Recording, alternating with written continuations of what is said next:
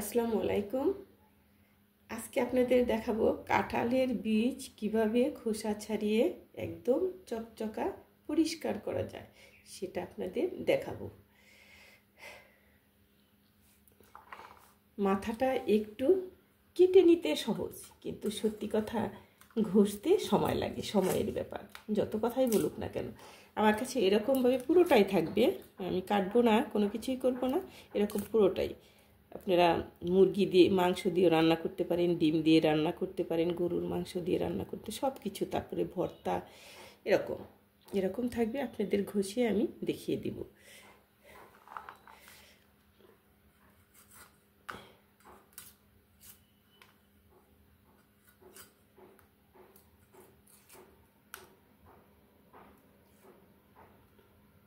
ও তো 2 minute 1 minute ওভাবে হয় না, একটু সময় লাগে। এভাবে আমি সবগুলোই কেটে নিব, তাহলে তো ক্যামেরায় তো অনেক সময় লেগে যাবে, অনেক ঘন্টা লেগে যাবে, তার জন্য একটুই আপনাদের দেখালাম।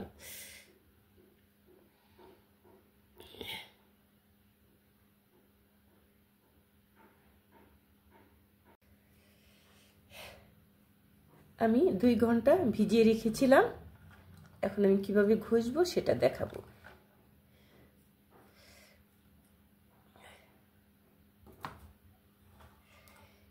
এই পাটার মধ্যে ঘষতে হবে, পাটায় ঘষলেই মানে পরিষ্কার হয়ে যাবে, সেটা আপনাদের দেখাবো।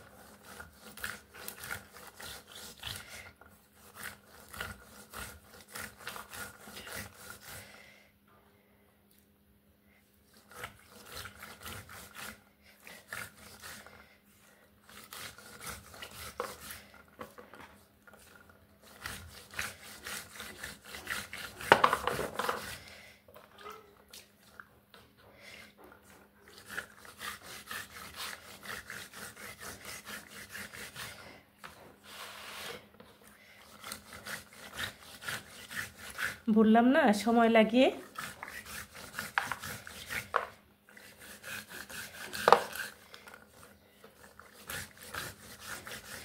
আস্তে আস্তে একটু একটু হয়ে যাবে।